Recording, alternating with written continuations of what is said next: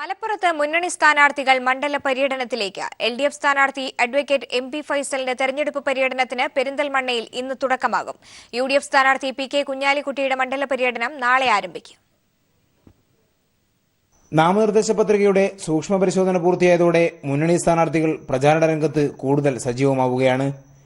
LDF സ്ഥാനാർത്ഥി MP Faisal ഇന്ന് പെരിന്തൽമണ്ണ മണ്ഡലത്തിൽ നിന്ന് പര്യടനം തുടങ്ങും.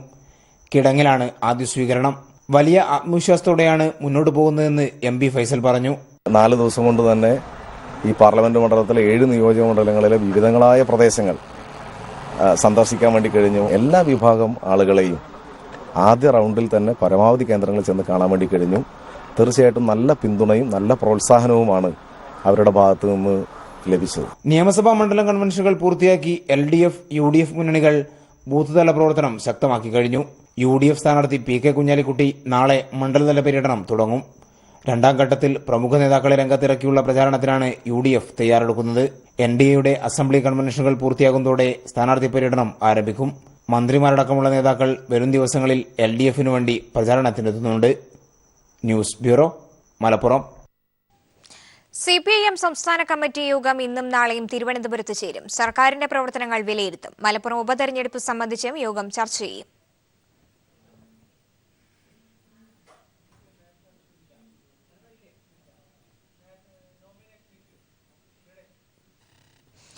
UDF സ്ഥാനാർത്ഥി PK കുഞ്ഞാലിക്കുട്ടി സമർപ്പിച്ച നാമനിർദ്ദേശ പത്രികയിൽ ഒരു കോളം ഒഴിച്ചിട്ടെന്ന് കാണിച്ച് പരാതി. സൂക്ഷ്മ പരിശോധനാ സമയത്ത് പത്രിക തള്ളണമെന്നാവശ്യപ്പെട്ട് BJP രംഗത്തെത്തിയത് ബഹളത്തിനിടയാക്കി. പിഴവ് ചൂണ്ടിക്കാണിച്ചാണ് റിട്ടേണിംഗ് ഓഫീസർ കുഞ്ഞാലിക്കുട്ടിയുടെ പത്രിക സ്വീകരിച്ചത്.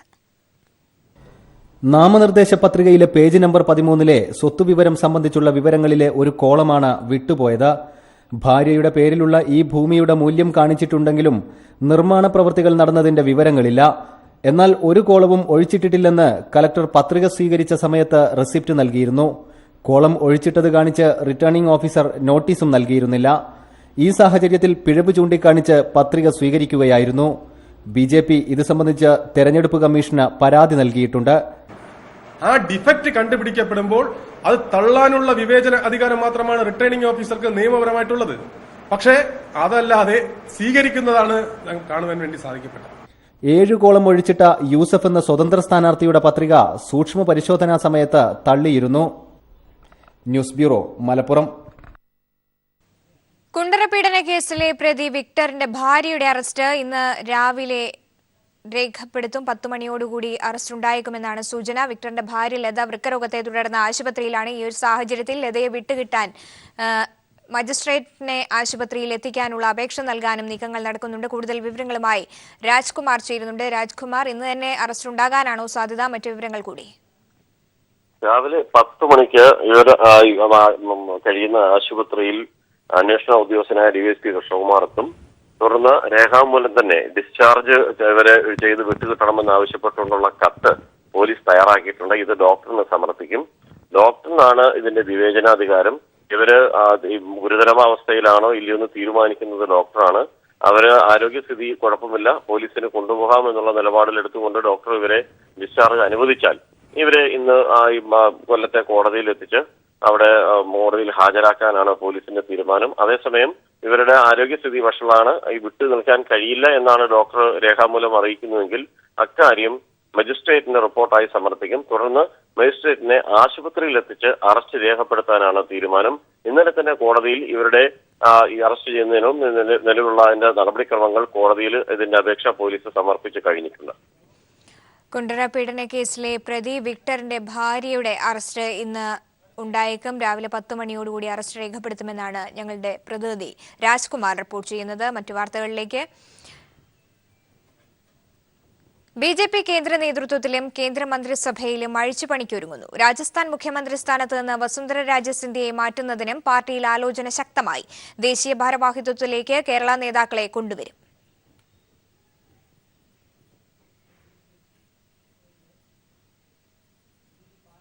ഉത്തർപ്രദേശ് നിയമസഭാ തെരഞ്ഞെടുപ്പിൽ നേടിയ വൻ വിജയത്തിന് പിന്നാലെയാണ് BJP ദേശീയ നേതൃത്വത്തിൽ പുനഃസംഘടനയ്ക്ക് കളമൊരുങ്ങുന്നത്.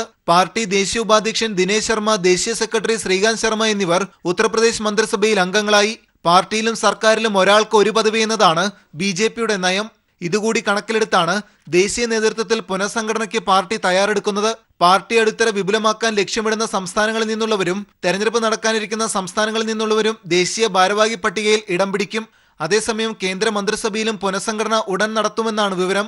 പ്രതിരോധ മന്ത്രിയായിരുന്ന മനോഹർ പരീക്കർ രാജിവെച്ച ഒഴിവ് നികത്തുന്നതിനൊപ്പം പുതുമുഖങ്ങളെ മന്ത്രിസഭയിൽ ഉൾപ്പെടുത്തും. മഹാരാഷ്ട്ര മുഖ്യമന്ത്രി ദേവേന്ദ്ര ഫഡ്നാവിസിനെ കേന്ദ്രമന്ത്രിയാക്കുമെന്നാണ് റിപ്പോർട്ട്. രാജസ്ഥാനിൽ നേതൃമാറ്റത്തിനായുള്ള ചർച്ചകൾ BJP തുടങ്ങി. വസുന്ധര രാജെ സിന്ധ്യയ്ക്ക് പകരം ജനറൽ സെക്രട്ടറി ഓം മാഥൂറിനെയാണ് മുഖ്യമന്ത്രി സ്ഥാനത്തേക്ക് പരിഗണിക്കുന്നത്. വസുന്ധര രാജെ പാർട്ടി ദേശീയ ഭാരവാഹിയോ കേന്ദ്രമന്ത്രിയോ ആകും. മണിപ്പൂരിൽ സർക്കാർ രൂപീകരണത്തിന് നിർണായക പിന്തുണ നൽകിയ നാഷണൽ പീപ്പിൾസ് പാർട്ടിയെയും കേന്ദ്ര മന്ത്രിസഭയിൽ ഉൾപ്പെടുത്തും. കേന്ദ്രമന്ത്രിസഭയിൽ കേരളത്തിന് പ്രാതിനിധ്യം വേണമെന്ന ആവശ്യവും സജീവമാണ്. BJP മുൻ സംസ്ഥാന അധ്യക്ഷൻ V മുരളീധരൻ, ദേശീയ ആസ്ഥാനത്ത് ചുമതല വഹിക്കുന്ന അരവിന്ദ് മേനോൻ, R ബാലശങ്കർ തുടങ്ങിയ നേതാക്കൾ BJP ഭാരവാഹിത്വ നിരയിലേക്ക് എത്തും. മനുശങ്കർ, ദില്ലി. കാസർഗോഡ് ചൂരിയിൽ മദ്രസ അധ്യാപകൻ റിയാസ് കൊല്ലപ്പെട്ട സംഭവത്തിൽ സംഘപരിവാർ സംഘടനകൾക്കോ BJPക്കോ ഒരു ബന്ധവുമില്ലെന്ന് ജില്ലാ പ്രസിഡന്റ് അഡ്വക്കേറ്റ് K ശ്രീകാന്ത് വ്യക്തിപരമായ കാരണങ്ങളാലാണ് കൊലപാതകം നടന്നതെന്നും കുറ്റക്കാർക്ക് മാതൃകാ ശിക്ഷ ലഭ്യമാക്കാൻ നടപടി ഉണ്ടാകണമെന്നും ശ്രീകാന്ത് ആവശ്യപ്പെട്ടു. രാഷ്ട്രീയ എതിരാളികൾ ദുരുദ്ദേശത്തോടെയാണ് ഈ സംഭവത്തിൽ BJPയെ കുറ്റപ്പെടുത്തുന്നതെന്നും ജില്ലാ പ്രസിഡന്റ് പറഞ്ഞു. എയർ ഇന്ത്യ ജീവനക്കാരനെ മർദ്ദിച്ച ശിവസേന MP ഗേക്വാദിന് എതിരെ ദില്ലി പോലീസ് കേസെടുത്തതിന് പിന്നാലെ എയർലൈൻസ് ഫെഡറേഷന്റെ കീഴിലുള്ള എല്ലാ വിമാന സർവീസുകളിൽ നിന്നും MPയെ വിലക്കി. IndiGo, jet Airways, spice jet, go air എന്നീ കമ്പനികളാണ് ഫെഡറേഷനിലെ അംഗങ്ങൾ. വിമാനത്തിൽ ബിസിനസ് ക്ലാസിന് പകരം ഇക്കണോമിക് ക്ലാസിൽ ഇരുത്തിയെന്നാരോപിച്ചാണ് MP ജീവനക്കാരനെ മർദ്ദിച്ചത്. കൊല്ലത്ത് ചിന്നക്കടയിൽ വൻ തീപിടുത്തം. പായിക്കടയിലെ നിരവധി കടകൾ കത്തിനശിച്ചു. ലക്ഷങ്ങളുടെ നാശനഷ്ടമാണ് ഉണ്ടായത്. ഫയർഫോഴ്സ് തീ നിയന്ത്രണ വിധേയമാക്കി. പുലർച്ചെ 4:30ഓടെയാണ് കൊല്ലം പായക്കട റോഡിലെ വ്യാപാര സ്ഥാപനങ്ങൾക്ക് തീപിടിച്ചത്. 6 കടകൾ കത്തിനശിച്ചു. ഓടുമേഞ്ഞ കടകളിൽ തീ പടരുന്നത് കണ്ട ചുമട്ടുതൊഴിലാളികളാണ് പോലീസിനെയും അഗ്നിശമന സേനയും വിവരം അറിയിച്ചത്. ചാമക്കടയിൽ നിന്നെത്തിയ ഫയർഫോഴ്സ് യൂണിറ്റും പോലീസും തൊഴിലാളികളും ചേർന്ന് തീയണയ്ക്കാനുള്ള ശ്രമം തുടരുന്നതിനിടെ കടപ്പാക്കടയിൽ നിന്നും മറ്റ് സ്ഥലങ്ങളിൽ നിന്നും കൂടുതൽ യൂണിറ്റുകൾ എത്തി. തുണിക്കടയിൽ നിന്ന് പടർന്ന തീ ശക്തമായ കാറ്റിൽ മറ്റ് കടകളിലേക്കും ആളിപ്പടരുകയായിരുന്നു. തീപിടുത്തത്തിന്റെ കാരണം വ്യക്തമല്ല. 7 മണിയോടെ തീ പൂർണ്ണമായും നിയന്ത്രണ വിധേയമായി. തീപിടുത്തത്തിൽ ലക്ഷങ്ങളുടെ നഷ്ടം സംഭവിച്ചിട്ടുണ്ടെന്നാണ് പ്രാഥമിക വിലയിരുത്തൽ. ന്യൂസ് ബ്യൂറോ, കൊല്ലം. ഹരിപ്പാട് സ്വദേശി അനിൽ അച്ചൻകുഞ്ഞ് എന്ന CRPF ജവാൻ മരിച്ചത് ഉദ്യോഗസ്ഥരുടെ പീഡനം മൂലമെന്ന് ബന്ധുക്കളുടെ വെളിപ്പെടുത്തൽ. 2016 മാർച്ച് 24-നാണ് കുളിമുറിയിൽ വീണ് അനിൽ മരിച്ചുവെന്ന വാർത്ത ബന്ധുക്കളെ അറിയിച്ചത്. ഉദ്യോഗസ്ഥ വീഴ്ച മറച്ചുവെച്ചുവെന്ന് മാത്രമല്ല, നാട്ടിൽ മൃതദേഹം എത്തിച്ചത് പ്ലാസ്റ്റിക് ഷീറ്റിൽ പൊതിഞ്ഞ് വികൃതമായ നിലയിലും. 2016 മാർച്ച് 26-നാണ് ചിങ്ങോലി സ്വദേശി അനിൽ അച്ചൻകുഞ്ഞെന്ന അർദ്ധസൈനികൻ ഛത്തീസ്ഗഡിൽ വെച്ച് മരണപ്പെട്ടത്. കുളിമുറിയിൽ വീണ് മരണപ്പെടുകയായിരുന്നുവെന്നാണ് ഉദ്യോഗസ്ഥർ വീട്ടുകാരെ അറിയിച്ചത്. എന്നാൽ ഉദ്യോഗസ്ഥരുടെ ഭാഗത്തു നിന്നുള്ള വീഴ്ചയാണ് അനിലിൻ്റെ മരണത്തിൽ കലാശിച്ചതെന്നാണ് ബന്ധുക്കൾ ഇപ്പോൾ പറയുന്നത്. കഴിഞ്ഞ മാർച്ച് 24 ഹോളി ദിവസം നമ്മുടെ കമ്പനി കമാൻഡർ ഈ ജവാനെല്ലാം കൂടെ അടുത്തുള്ള ഒരു കുളത്തിൽ നീന്തൽ മത്സരം നടത്തിച്ചാണ്. നീന്തി ലാസ്റ്റിൽ പുള്ളി കുഴഞ്ഞു പോയി. അപ്പോഴത്തേക്ക് ഇവർ ആരും ശ്രദ്ധിച്ചില്ലെന്ന് പറഞ്ഞു. പക്ഷെ അതൊന്നും എന്തുവാന്ന് അവർ പറയുന്ന വിശദീകരണം അതാണ്. പക്ഷെ അതിന് നമുക്ക് പിന്നെ മുന്നോട്ട് അന്വേഷണം നടത്തുകയോ അങ്ങനെയൊന്നും ചെയ്തില്ല. അനിലിൻ്റെ മരണശേഷവും മൃതദേഹത്തോട് അനാദരവ് കാട്ടിയെന്നാണ് ബന്ധുക്കൾ പറയുന്നത്. എംബാം ചെയ്ത് മൃതദേഹം അയക്കുന്നതിന് പകരം പ്ലാസ്റ്റിക് ഷീറ്റ് ഉപയോഗിച്ചാണ് മുങ്ങി മരിച്ച അനിലിൻ്റെ മൃതദേഹം നാട്ടിലെത്തിച്ചത്. ഇതേ തുടർന്ന് സ്വന്തം ഭാര്യയ്ക്ക് പോലും ഭർത്താവിനെ ഒരു നോക്ക് കാണാൻ സാധിച്ചില്ലെന്നും ഇവർ പറയുന്നു. വേലി കെട്ടുന്ന പ്ലാസ്റ്റിക് ആ ഷീറ്റിൻ്റെ അകത്ത് തുണി പോലും ഇടാതെ കുറച്ച് കർപ്പൂരം ഈ വാരിയിട്ട് പാറ്റാഗുളിക അത് വാരിയിട്ട് കയറ്റിവിട്ടത്. എല്ലാം അളിഞ്ഞ് തിരിച്ചറിയാൻ തൊലി പോലും ഇല്ല ശരീരം. സംഭവത്തെക്കുറിച്ച് അന്വേഷിക്കണമെന്നാവശ്യപ്പെട്ടുകൊണ്ട് പ്രധാനമന്ത്രിക്കും കേന്ദ്ര ആഭ്യന്തരമന്ത്രിക്കും നിരവധി കത്തുകൾ അയച്ചിട്ടും യാതൊരുവിധ നടപടി ഉണ്ടായില്ലെന്നും ബന്ധുക്കൾ പറയുന്നു. അനിലിൻ്റെ അഴുകിയ മൃതദേഹം വീട്ടുകാർ വാങ്ങാൻ തയ്യാറാകാതിരുന്നപ്പോൾ KC വേണുഗോപാൽ MPയും ഹരിപ്പാട് MLA രമേശ് ചെന്നിത്തലയും ചേർന്നാണ് തങ്ങളെക്കൊണ്ട് മൃതദേഹം വാങ്ങിപ്പിച്ചതെന്നും ഇത് സംബന്ധിച്ച് അന്വേഷണം നടത്താമെന്ന് ഇവർ നൽകിയ ഉറപ്പുകൾ പാലിച്ചിട്ടില്ലെന്നും ബന്ധുക്കൾ പറയുന്നു. കേരളത്തിൽ നിന്നുള്ള സൈനികർ ഉദ്യോഗസ്ഥ പീഡനത്തിന് ഇരയാകുന്നുവെന്ന വാർത്തകൾ ഉയർന്നുവരുന്ന സാഹചര്യത്തിലാണ് ജവാന്റെ മരണത്തിന് പിന്നിലും ഉയർന്ന ഉദ്യോഗസ്ഥർക്ക് പങ്കുണ്ടെന്ന വാർത്തകൾ പുറത്തുവരുന്നത്. Shajahan, news bureau, Alappuzha.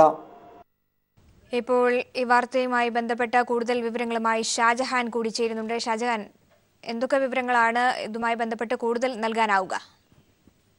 സൗമ്യ, കഴിഞ്ഞ ഒരു വർഷം മുൻപാണ് ഹരിപ്പാട് അനിൽ എന്ന ജവാൻ മരണപ്പെട്ടത്. കുളിമുറിയിൽ വീണ് മരിച്ചു എന്നാണ് ബന്ധുക്കളെ അറിയിച്ചിരുന്നത്. ഇതിനുശേഷം മൃതദേഹം 2 ദിവസത്തിന് ശേഷം നാട്ടിലെത്തിക്കുകയും ചെയ്തു. എന്നാൽ ഈ മൃതദേഹം അങ്ങ് എത്തിച്ചപ്പോൾ തന്നെ പരാതികൾ ഉയർന്നിരുന്നു. കാരണം സാധാരണഗതിയിൽ ഇത്തരത്തിൽ ജവാന്മാരുടെ മൃതദേഹങ്ങളൊക്കെ തന്നെ നാട്ടിലെത്തിക്കുമ്പോൾ വളരെയധികം ആദരവോടുകൂടി തന്നെയായിരുന്നു അത് എത്തിച്ചിരുന്നത്. എംബാം ചെയ്തും അത്തരത്തിൽ മൃതദേഹത്തിന് കേടുപാടുകളൊന്നും സംഭവിക്കാത്ത തരത്തിലായിരുന്നു എത്തിച്ചിരുന്നത്. എന്നാൽ ഇത് തികച്ചും വ്യത്യസ്തമായിരുന്നു. ഈ ജവാന്റെ മൃതദേഹം ഒരു പ്ലാസ്റ്റിക് കവറിൽ പൊതിഞ്ഞാണ് അയച്ചിരുന്നത്. മാത്രവുമല്ല, വെള്ളത്തിൽ വീണ് മരിച്ചതിൻ്റെതായിട്ടുള്ള ശരീരത്തിലുള്ള വികൃതമായ രീതിയിലായിരുന്നു മൃതദേഹം കാണപ്പെട്ടത്. ചീഞ്ഞളിഞ്ഞ ഒരു അവസ്ഥയിലായിരുന്നു. അതുകൊണ്ട് തന്നെ സ്വന്തം ഭാര്യയ്ക്ക് പോലും ഭർത്താവിനെ അവസാനമായിട്ട് നോക്കി കാണാൻ സാധിക്കാത്ത ഒരു സ്ഥിതിവിശേഷം നാട്ടിലുണ്ടായിരുന്നു. ഇത്തരത്തിൽ പരാതികളൊക്കെ തന്നെയാണ് ഉയർന്നു വന്നിരുന്നത്. ഇതിനിടയിൽ ഈ വീട്ടുകാർ നടത്തിയ അന്വേഷണത്തിലാണ് കുളിമുറിയിൽ വീണല്ല ഈ ജവാൻ മരിച്ചത് എന്നുള്ള കാര്യം അവർക്ക് ബോധ്യപ്പെട്ടത്. അനിലിന്റെ സുഹൃത്തുക്കളാണ് ഇക്കാര്യം രഹസ്യമായിട്ട് വീട്ടുകാരെ അറിയിച്ചത്. അതിനുശേഷം ഇത് സംബന്ധിച്ച് അന്വേഷണം നടത്താൻ പ്രധാനമന്ത്രിക്കും മറ്റും നിരവധി കത്തുകൾ അയച്ചു. അതോടൊപ്പം തന്നെ ഇവരുടെ മണ്ഡലത്തിലെ MLA എന്നുള്ള നിലയിലും പ്രതിപക്ഷ നേതാവ് കൂടിയായിട്ടുള്ള രമേശ് ചെന്നിത്തലയ്ക്കടക്കം നിരവധി പരാതികൾ നൽകിയിട്ടും യാതൊരുവിധ പരിഗണനയും ഉണ്ടായിട്ടില്ല. ഇത്തരത്തിൽ ഒരു ജവാന് നേരെ ഉണ്ടായ ഈ ഒരു ക്രൂരമായിട്ടുള്ള അല്ലെങ്കിൽ നടന്ന പീഡനത്തെ കുറിച്ചിട്ട് ഒന്നും കാര്യമായിട്ടൊരു അന്വേഷണം നടത്തുന്നില്ല എന്ന് മാത്രമല്ല, അതിനെക്കുറിച്ച് പരാതി നൽകിയിട്ട് പോലും ഒരു പരിഗണിക്കുന്നില്ല എന്നുള്ളൊരു ഒരു വിഷമ അവസ്ഥയിലാണ് ഇപ്പോൾ ഈ ബന്ധുക്കളുള്ളത്. മാത്രവുമല്ല, നമുക്കറിയാം ഇപ്പോൾ പല കേസുകളിലും വടക്കേന്ത്യയിൽ ജവാന്മാർക്ക് നേരെ അല്ലെങ്കിൽ മലയാളികളായിട്ടുള്ള ജവാന്മാർക്ക് നേരെ ഇത്തരത്തിലുള്ള അതിക്രമങ്ങൾ ഉണ്ടാകുന്നു. അവർ മരണപ്പെടുന്ന സംഭവങ്ങൾ ഓരോ ദിവസവും സോഷ്യൽ മീഡിയയിലൊക്കെ തന്നെ പ്രചരിക്കുകയാണ്. ഇത്തരം സംഭവങ്ങൾക്കൊക്കെ കടിഞ്ഞെല്ലാൻ സാധിക്കുന്നില്ല എന്ന് മാത്രമല്ല, ഭാവിയിലും ഇത് ആവർത്തിക്കാതിരിക്കുക എന്നുള്ളതാണ് ഇവർ ഉദ്ദേശിക്കുന്നത്. ഏതാണ്ട് 1 മാസം മുമ്പാണ് ആലപ്പുഴയിൽ ഇത്തരത്തിൽ ആര്യാദ് ഒരു ജവാന് നേരെ അദ്ദേഹവും ഇതുപോലെ വിവരാവകാശം കൊടുത്തതിന്റെ പേരിൽ അദ്ദേഹത്തിനെതിരെ ആക്രമണം ഉണ്ടാകുകയും അദ്ദേഹത്തെ പിടിച്ച് ജയിലിലിരുന്ന ഒരു അവസ്ഥയൊക്കെ ഉണ്ടായി. നമ്മളടക്കമുള്ള മാധ്യമങ്ങൾ അതിൽ സജീവമായി ഇടപെട്ടതിനെ തുടർന്നാണ് അയാളുടെ ജോലിയിൽ നിന്നും പറഞ്ഞുവിട്ട് നാട്ടിൽ എത്തേണ്ട ഒരു സ്ഥിതിവിശേഷം ഉണ്ടായത്. എന്തായാലും ഇത്തരത്തിൽ നിരവധി സംഭവങ്ങൾ ഉണ്ടാകുന്നു. മേലുദ്യോഗസ്ഥരുടെ ഭാഗത്തു നിന്നുള്ള വീഴ്ചകൾ ഉണ്ടാകുന്നു. ജവാന്മാർക്ക് ജീവഹാനി വരെ സംഭവിക്കുന്നു. പക്ഷേ ഇത് സംബന്ധിച്ച് അന്വേഷണം ഒന്നും നടക്കുന്നില്ല എന്നുള്ളത് പരാതിയാണ് ഉള്ളത്. ഇപ്പോൾ ഇവർക്ക് സർക്കാർ നൽകാമെന്ന് പറഞ്ഞിരുന്ന കേന്ദ്ര സർക്കാരിന്റെ വാഗ്ദാനങ്ങളൊന്നും തന്നെ സാമ്പത്തികമായിട്ടുള്ള സഹായം പോലും ലഭിച്ചിട്ടില്ല എന്നാണ് ഇവർ പറയുന്നത്. സംസ്ഥാന സർക്കാർ നൽകിയ 10 ലക്ഷം രൂപ മാത്രമാണ് ഇപ്പോൾ അവർക്ക് ഏക താങ്ങായിട്ട് നിൽക്കുന്നത്. ഷാജഹാൻ സൂചിപ്പിച്ചതുപോലെ തന്നെ അതിർത്തിയാക്കുന്ന സൈനികർക്ക് വലിയ തരത്തിലുള്ള ദുരിതങ്ങൾ നേരിടേണ്ടി വരുന്നു. നേരെ ചൊവ്വേ ഭക്ഷണം പോലും ലഭിക്കാത്ത സാഹചര്യങ്ങൾ ഉണ്ടാകുന്നു. അഥവാ ഇനി അവർ അത്തരത്തിലൊരു പരാതി ഉന്നയിച്ചാൽ അവർക്ക് അതിന്മേൽ തന്നെ വലിയ തരത്തിലുള്ള പീഡനം അനുഭവിക്കേണ്ടി വരുന്ന ഒരു സാഹചര്യം ഉണ്ടാകുന്നു. ഉദ്യോഗസ്ഥ പീഡനത്തിന്റെ ഫലമായിട്ടാണ് ഇപ്പോൾ അനിൽ അച്ചൻകുഞ്ഞ് എന്ന CRPF ജവാൻ കൊല്ലപ്പെട്ടത് എന്നാണ് ബന്ധുക്കളുടെ ആരോപണം. ഒരു സാഹചര്യത്തിൽ കൂടി എങ്ങനെയാണ് ഇനി തുടർ നടപടികളിലേക്ക് എങ്ങനെയാണ് ബന്ധുക്കൾ പോകാൻ ഒരുങ്ങുന്നത്?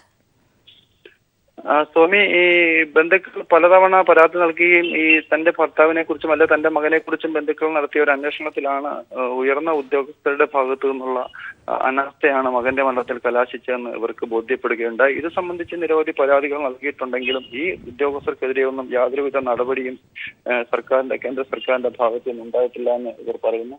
ഇത്തരത്തിൽ നിരവധി സംഭവങ്ങൾ ഈ കഴിഞ്ഞ കുറച്ചു കാലങ്ങളായിട്ട് നമുക്ക് കേൾക്കാൻ സാധിക്കുന്നുണ്ട്. അതിന്റെ ഏറ്റവും ഒടുവിലത്തെ ഒരു ഉദാഹരണമായിട്ടാണ് ഇവരിപ്പോൾ ഇക്കാര്യങ്ങൾ പറയുന്നത്. ഇവർക്ക് അറിവായിട്ടുള്ള കാര്യങ്ങൾ മരണപ്പെട്ട അനിലിന്റെ സുഹൃത്തുക്കൾ പറഞ്ഞിരിക്കുന്നത് മേലുദ്യോഗസ്ഥരുടെ ഭാഗത്തു നിന്നുള്ള വീഴ്ചയാണ്.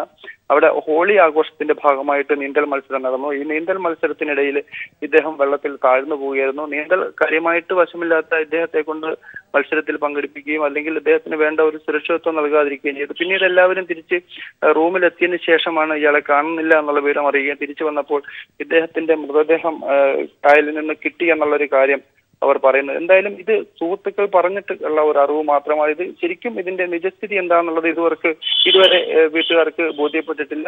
പക്ഷെ വീട്ടുകാരെ അന്ന് ഉദ്യോഗസ്ഥർ പട്ടാളത്തിൽ നിന്നുള്ള ഉദ്യോഗസ്ഥർ അറിയിച്ചിരുന്നത് കുളിമുറിയിൽ വീണ് മരണപ്പെട്ടു എന്നുള്ളതാണ്. എന്നാൽ അത് തെറ്റാണ്, അല്ലെങ്കിൽ അവർ കള്ളം പറഞ്ഞു എന്നുള്ളതാണ് ഇപ്പോൾ സുഹൃത്തുക്കൾ തന്നെ പറയുന്ന കാര്യം. ഷാജഹാൻ, ഒരുപക്ഷെ സംസ്ഥാനത്ത് മൃതദേഹം എത്തിച്ചപ്പോൾ അഴുകിയ നിലയിലായിരുന്നു ബന്ധുക്കൾക്ക് ലഭിച്ചത്. പ്രാഥമിക പരിചരണം പോലും നൽകാതെയാണ് മൃതദേഹം ഇങ്ങോട്ടേക്ക് അയച്ചത് എന്നത് വലിയ ഗുരുതരമായ വീഴ്ചയുമുണ്ടായി. ഇതൊക്കെ ബന്ധുക്കൾക്ക് ഉണ്ടാക്കുന്ന സംശയം ബലപ്പെടുത്തുന്നുണ്ടോ? തീർച്ചയായിട്ടും സ്വാമി, അന്ന് നമ്മൾ തന്നെ ഈ വാർത്ത നൽകിയതാണ്. കഴിഞ്ഞ വർഷം മൃതദേഹം നാട്ടിലെത്തിച്ചപ്പോൾ ഒരു പ്ലാസ്റ്റിക് ഷീറ്റിൽ മാത്രമാണ് മൃതദേഹം പൊതിഞ്ഞ് കയറുകൊണ്ട് കെട്ടിയ നിലയിലായിരുന്നു. മൃതദേഹം പൂർണ്ണമായിട്ടും ഒരു അഴുകിയ നിലയിലായിരുന്നു. മാത്രമല്ല, ഇത് കൊണ്ടുവരുന്ന വേളയിൽ വിമാനത്താവളത്തിലും മറ്റും ഏതാണ്ട് ഒരു ദിവസമൊക്കെ പൂർണ്ണമായിട്ടും ആരോരും ശ്രദ്ധിക്കാതെ മാറ്റിയിട്ട നിലയിൽ കാണപ്പെട്ടു എന്നൊക്കെ തന്നെയുള്ള പരാതികൾ ബന്ധുക്കൾക്കുണ്ടായിരുന്നു. ഇത്തരത്തിൽ സ്വന്തം രാജ്യത്തിന് വേണ്ടി സേവനമനുഷ്ഠിക്കാൻ പോയ ഒരു ജവാന് നേരെ ഇത്തരത്തിലാണ് കേന്ദ്ര സർക്കാരിന്റെ ഭാഗത്തു നിന്ന് അല്ലെങ്കിൽ ഉദ്യോഗസ്ഥരുടെ ഭാഗത്തു നിന്നുള്ളൊരു നടപടിയെങ്കിൽ ഭാവിയിൽ ഇത്തരത്തിൽ കേരളത്തിൽ നിന്നും ഇനിയും രാജ്യം കാക്കാൻ പോകുന്ന ജവാന്മാർക്ക് ഒരു ഭീതി അല്ലെങ്കിൽ ആശങ്ക അവരുടെ ഉള്ളിലുണ്ടാവും.